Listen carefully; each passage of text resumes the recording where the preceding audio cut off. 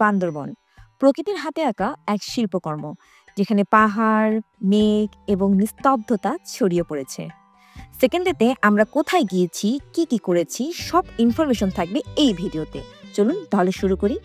এখন বাজে সকাল 7:30। আমরা সকালের সৌন্দর্য, স্নিগ্ধতা উপভোগ করে নাস্তার টেবিলে চলে আসলাম। এটি ছিল আমাদের কমপ্লিমেন্টারি ব্রেকফাস্ট। আমরা ব্রেকফাস্ট শেষ করে আমরা একটা মাহিন্দ্রা ভাড়া করেছিলাম আজকে পুরো দিনের জন্য। প্রথমেই আমরা গিয়েছিলাম নীলাচলে। সেখানে গিয়ে প্রথমে টিকিট কেটে আমরা নীলাচলে এন্ট্রি করেছিলাম। যেন সবুজ প্রকৃতি, পাহাড়, মেঘ এবং ঠান্ডা হাওয়া মিশে গেছে।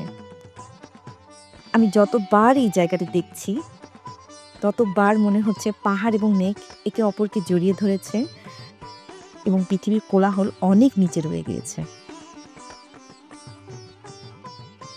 আমার কাছে নীলগিরির চাইতে নীলাচলকে বেশি সুন্দর লেগেছিল। নীলগিরিও সুন্দর লেগেছিল, কিন্তু নীলাচল যেন এক আপন এবং ঘনিষ্ঠ অনুভূতি দেয়। নীলগিরি ছিল অনেক উপরে, খোলামেলা এবং গাছপালা খুবই কম ছিল। আর নীলাচল ছিল ঠিক অপোজিট। বাতাসে এক ঠান্ডা নিঃশ্বাস, মনে হচ্ছে আরও কিছুক্ষণ থেকে যাই।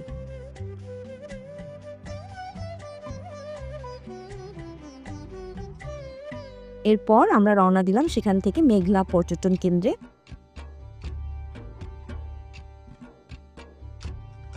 মেঘলায় ঢুকেই একটি নামাজের ব্যবস্থা রয়েছে, আপনারা চাইলে সেখানে নামাজ সেরে ফেলতে পারেন।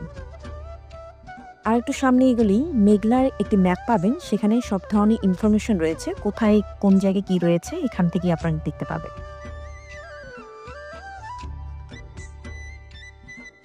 এখানে নিজস্ব একটি কৃত্রিম লেক রয়েছে এবং কিছু রাইড রয়েছে।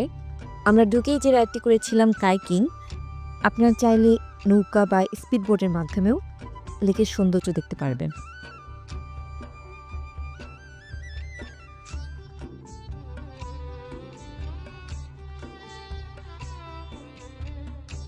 তাদের নিজস্ব একটি ঝুলন্ত ব্রিজ রয়েছে এবং ছোটোখাটো অনেকগুলো টি স্টল রয়েছে, রেস্টুরেন্ট রয়েছে। একটু সামনে এগোলে আপনারা একটি চিড়িয়াখানা দেখতে পারবেন, যদিও আমাদের হাতে সময় ছিল না। বান্দরবন বাংলাদেশের এমন একটি জেলা যেখানে বহু জাতিগোষ্ঠী তাদের নিজস্ব ভাষা, পোশাক, ধর্ম এবং সংস্কৃতি নিয়ে বসবাস করে। এরপর আমরা রওনা দিয়েছিলাম রূপালী ঝর্ণা দেখতে। যদিও মেঘলা থেকে বেশি দূরে না, 5 থেকে 10 মিনিট সময় লাগে। তবে ব্যাডলাক যে আমরা ঝর্ণার কোনো পানি দেখতে পাইনি। যদিও সময়টা বর্ষাকাল ছিল না, তো আপনারা চেষ্টা করবেন বর্ষাকালে আসার জন্য, কিন্তু অনেক ঠান্ডা বাতাস ছিল। সেখান থেকে রওনা দিলাম প্রান্তিক লেকের দিকে। প্রান্তিক লেক একেবারেই ছোট্ট একটি লেক, এখানেও বেশি কিছু নেই, সবুজ পাহাড় দিয়ে ঘেরা। আপনি এখানেও কিছু অ্যাক্টিভিটি রয়েছে, সেগুলো করতে পারেন। তবে মেঘলার চাইতে এখানে কিছুটা রাইড বেশি। আমরা করেছিলাম জিপ লাইন, এই রাইডটি করেছিলাম, যদিও অনুভূতি বোঝার আগেই শেষ হয়ে গিয়েছে। মেঘলা এবং প্রান্তিক লেকের মধ্যে আমার কাছে প্রান্তিক লেকটাই ভালো লেগেছিল, কারণ মেঘলাটা একটু কৃত্রিম মনে হয়েছে এবং প্রান্তিক লেক গভীর জলধারা, প্রকৃত লেক এবং স্তব্ধতা, শান্তির জায়গা। এরপর সেখান থেকে রওনা দিলাম আমরা স্বর্ণ মন্দিরে। এখানে টিকিট কেটে এরপর ঢুকতে হয় এবং কিছু রুলস রেগুলেশন রয়েছে, যেমন জুতো পরে ঢোকা যাবে না এবং প্রপার ড্রেস আপে থাকতে হবে।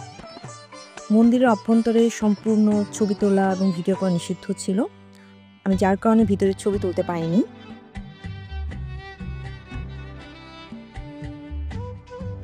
এর ভিতরে একটি বুদ্ধ মূর্তি রয়েছে। মন্দিরের গম্বুজ, রেলিং এবং অন্যান্য অংশ সোনালী রঙে সজ্জিত, যা এর স্বর্ণ মন্দির নামের উৎস। এরপর সেখান থেকে আমরা রওনা দিলাম আমার দেখা সবচেয়ে সুন্দর জায়গা সাঙ্গু নদী। আমরা যে ঘাটে নেমেছিলাম সেই ঘাটে জেলেরা তাদের সাঙ্গু নদী থেকে মাছ ধরে মাছ ভাগাভাগি করছে।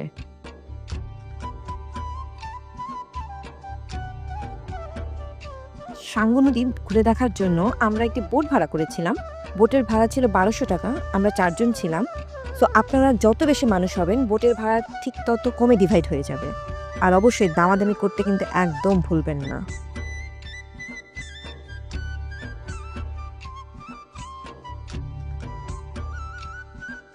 সাঙ্গু নদী বাংলাদেশের একমাত্র পাহাড়ি নদী। নদীটির উৎস মিয়ানমারের আরাকান পাহাড় থেকে। সেখান থেকে এটি বান্দরবনের থানচি, রেমাক্রি, রুমা ও সদর এলাকা পেরিয়ে প্রভাবিত হয়েছে। চারপাশে সবুজ পাহাড়, নদীর বুক চিরে চলা নৌকা, এক অপূর্ব দৃশ্য। এই নদী শুধু প্রাকৃতিক সৌন্দর্যের আধার না, স্থানীয় মানুষের জীবনের অংশ। আদিবাসীরা তাদের নিত্যদিনের জঞ্জাল শেষ করে এই নদীতে এসেই তাদের নিত্যদিনের কাজকর্ম শেষ করে।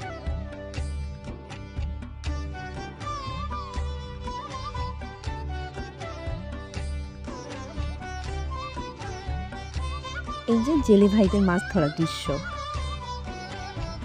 এমন এক নীরব জীবনধারা যেখানে প্রকৃতি আর মানুষের মাঝে কোনো দূরত্ব নেই।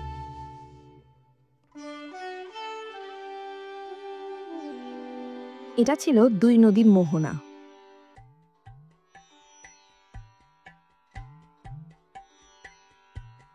আমরা প্রথমে যেখানে নেমেছিলাম সেই জায়গাটি হলো বড়ইতলি গ্রাম। বড়ইতলি পাড়ার সুস্বাগতম, মানে আপনাদেরকে আবার আসার জন্য বলা হচ্ছে, তার মানে এরা অনেক আন্তরিক। এখানে সবাই মারমা সম্প্রদায়ের আদিবাসী, তারা বহু বছর ধরে এখানে রয়েছে। মারমারা মূলত বৌদ্ধ ধর্মাবলম্বী। তাদের পোশাক পরিচ্ছদ, ভাষা, সংস্কৃতি, ঘরবাড়ি সবকিছুই যেন নিজস্বতা ও শৈল্পিক ছোঁয়া রয়েছে। আমার একটা জিনিস জেনে খুবই ভালো লেগেছিল যে এখানে সবাই প্রাথমিক চিকিৎসা জানে। প্রাকৃতিক ও ঐতিহ্যবাহী উপায়ে চিকিৎসা করে থাকেন। গাছ গাছড়া, ভেষজ পাতা, মূল, শিকড় ব্যবহার করে বিভিন্ন রকমের ওষুধ তৈরি করে। এই জ্ঞান তারা পেয়ে থাকে প্রজন্মের পর প্রজন্ম, বিশেষ করে বয়স্ক এবং অভিজ্ঞ মানুষের কাছ থেকে। ৫০ পরিবার গম চাষ করে, এখানে অনেকজনের মানে ছেলে মেয়েরা বান্দরবনে পড়াশোনা করে। তবে কারো শারীরিক অবস্থা খুব খারাপ হয়ে গেলে তখন বাধ্য হয়ে পাহাড় বেয়ে যেতে হয় তাদের স্বাস্থ্য কমপ্লেক্স বা বান্দরবন সদর হাসপাতালে।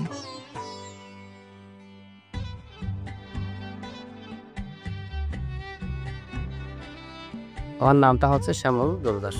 আদিবাসী গ্রাম আছে, দুই নদীর মোহনা আছে, ঝর্ণা আছে, বেতছড়া বাজার যাওয়া যায়। বেতছড়া বাজারের বাইরে যাওয়া যায় না, তবে এখন তো আর বেতছড়া বাজার যাওয়ার মতো সময় নেই, কারণ এখন এই পর্যন্ত বান্দরা ঝর্ণা পর্যন্ত ঘুরতে পারবেন। এই বান্দরা ঝর্ণার পরে গিয়ে এখন আমরা দুই নদীর মোহনার ওইখানে একটা আদাবতা পুকুর, একটা নদী আছে, তারাসা নদী বলা হয়। ওইখানে আপনারা দাঁড়াইতে বললে দাঁড়াবো, না দাঁড়াইতে বললে ওই সোজা আদিবাসী গ্রামে যাবো। 01834042568। উনি ছিল আমাদের বোটের মাঝি।